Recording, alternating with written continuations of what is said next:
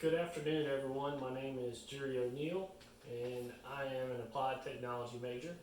And I'm currently have a degree and certificate in electronics technology and computer networking technology. So my focus has been on electronics for the last 11 plus years, and I've used that in my computer networking degree that I received in 2013 to expand my knowledge about electronics, computers, and otherwise devices that are moving into this generation that we're currently using across the board. So there are many businesses that use this technology, including electronics, to build a much faster and more stable environment when it comes to what they have and what they can present to their employees. It makes it easier to track. So let me tell you about myself, other than those degrees. I've been in the transportation industry for over 11 years. So of that, I got started as a logistics dispatcher, and I built a lot of routes and communication through the devices that we had, including software. And I communicated to employees through those devices. I also had a lot of in-person meetings when it comes to sales and many others. So I've had a lot of experience with both technology and employee direct management. So I made my way up from that company as a supervisor and then eventually as a manager for the last couple of years.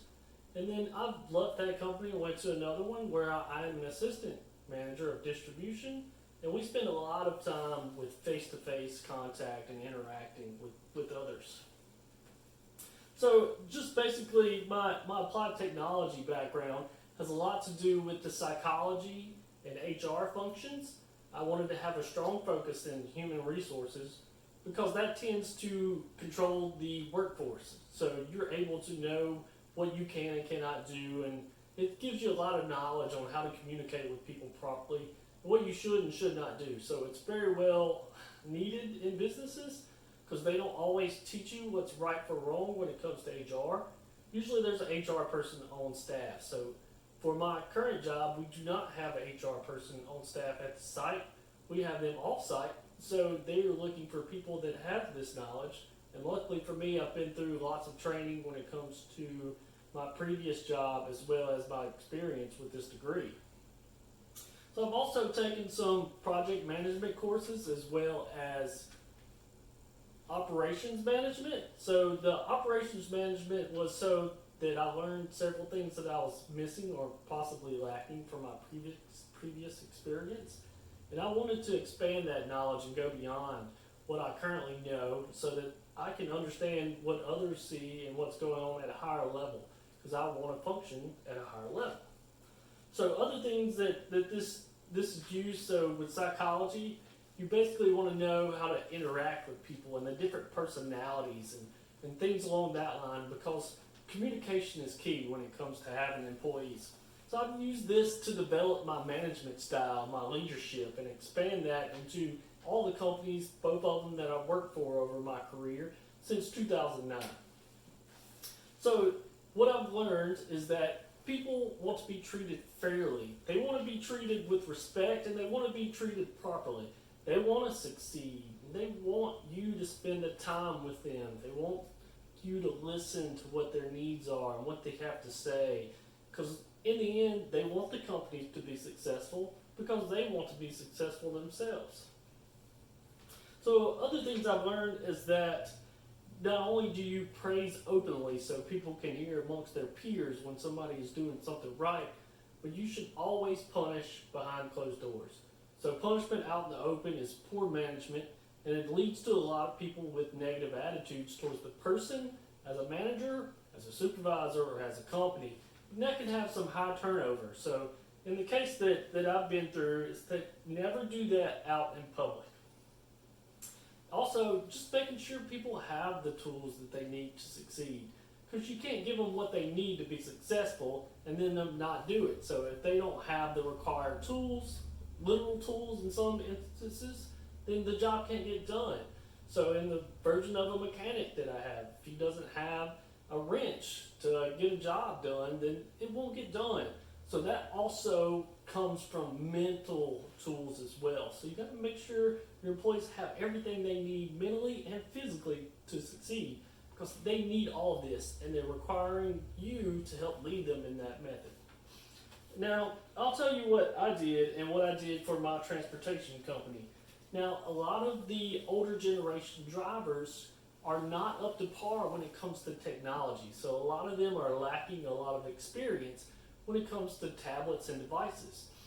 So the government does not understand this, but they have to lead the next generation. So when they decided to make a mandate as of December of 2019, they required all tractor trailer carriers to have an electronic device on board that communicated with that tractor, and it tracked the employee's hours of drive time for that day. So no longer could they use paper, which could easily be manipulated, but they're required to use those electronic devices. Now I know what you're thinking, everybody has a tablet or cell phone, so naturally it would come easily for these employees to pick it up. However, a lot of drivers are part of an aging workforce. There's not a lot of current employees that are a part of that workforce because they don't want to spend the time out into the world that these younger generation, they just don't want to do it. So the older generation have taken up the mantle of all the travel, and they get paid fairly well and they're compensated pretty high for what they do. However, they're out there for sometimes days, weeks, and even months at a time without coming home. So they have to be willing to spend this time out there.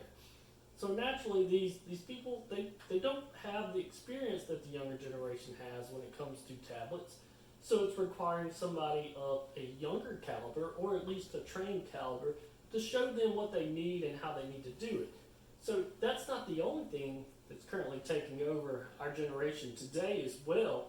You're looking at onboard cameras, which are now facing towards the employee and facing out towards the road. And they're used twofold to protect the employee. You can see what they're doing wrong and how they're doing it. So say they don't have their seatbelt on, which is unsafe.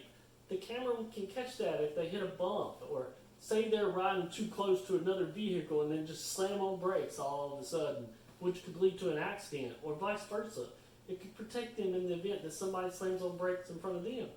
So they have to know how to use that technology and press those buttons and how it communicates with them and everybody else, and that it's not there to get them. So that takes the trust building and the relationships of management to employee that many people lack these days, but have been learning, especially when it comes to how to communicate with the generation before them. So continuing on into these electronics that have been mandated, you have newer technologies like LiDAR, which is laser technology mixed with radar to allow adaptive cruise control. So vehicles can slow down or speed up based on the speed of the vehicle in front of them, so it can reduce accidents.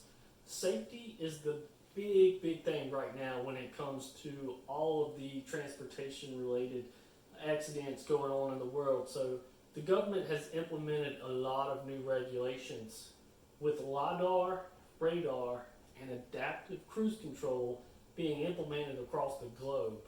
So if you've ever seen a Honda vehicle or ever been in one, you'll know they have adaptive cruise control as well as other adaptive safety features in which the steering wheel will vibrate really hard to let you know if you're getting too close to either side of the line or the edge of the road. So you also have auto braking features that these devices have. So now it can automatically take over the brake, apply it if the vehicle in front of them slows down to a specific speed, and then pick right back up with adaptive cruise. They have it on. They can pick their speed back up to where they were and ramp it up at a slow and steady progress. So the whole point of this implementation is that the next generation will be safer on the road, reduce accidents, reduce incidents, and require much more stringent procedures and policies than ever before. So whenever you're trying to do this, you're having to take somebody with limited knowledge to at least a mediocre knowledge. So that comes down to implementing a style of leadership that is known as servant leadership. I like to implement servant leadership when it comes to those employees under me, whether it's a supervisor or a manager under me, which I've had a couple before, as well as others all the way down to the associate level. So when I started out, I spent a lot of time showing drivers exactly how to do things and use it. I'll spend the time with them each day, listening to whenever they are having problems with that device, show them ways on how they can make that device work properly for them, and give them methods to make it easier for themselves without being so difficult. So servant leadership, for example, is about focusing on the customer. So whether that customer is the employee or it's a physical customer, it's all about making sure they have everything they need and you're a servant to their needs. So that doesn't mean that you give in to all of their demands. It doesn't mean that you spend all of your attention and time for them. It means you give them everything they need to succeed. It is up to them on whether they succeed or not, but they won't be able to if they don't have that ability. So there's a lot of other details that go into being a servant leader, but the biggest part is just giving them what they need, just being a leader, being understanding, listening, caring about them, loving their ability to do what they do for the company. And they want to be successful, so giving them everything that they need for that.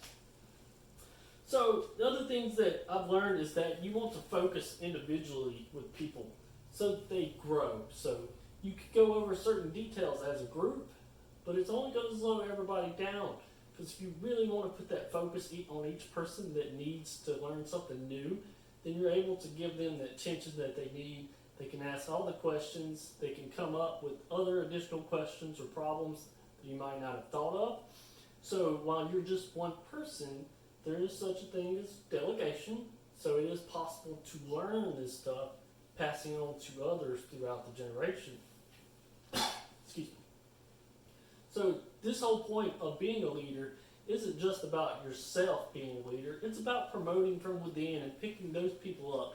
You want them to continue to grow with the company and those under them to do it. So they need to learn what you know and how you know it. So I like to spend time, all the time that I can, with my supervisors under me, show them what I know and how I know to do it. And I want them to spend time whenever I'm coaching an employee, when I'm doing some type of progressive discipline plan, so that they understand that it's not just about drawing the hammer down on them. You listen to them first, find out what's going on, find out if there's anything else going on with the company. Reinforce policy, reinforce procedure.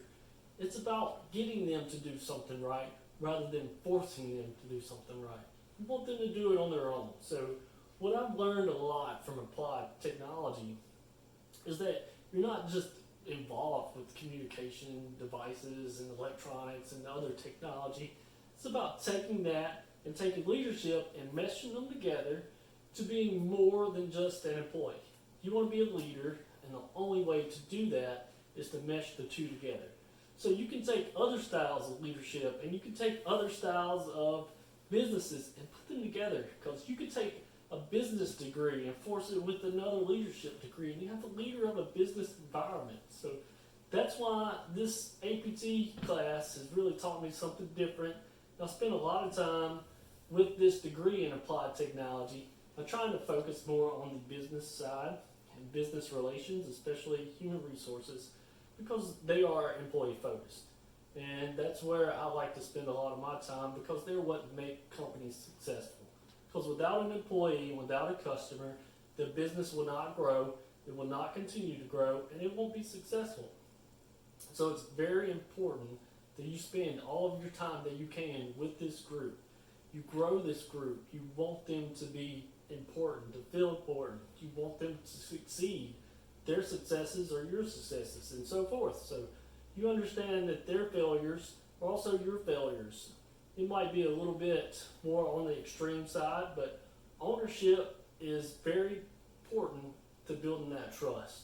So if you take ownership of the things that you do wrong, and you help them take ownership of the things that they do wrong through coaching, then you're able to move an employee into the way that you want them to be.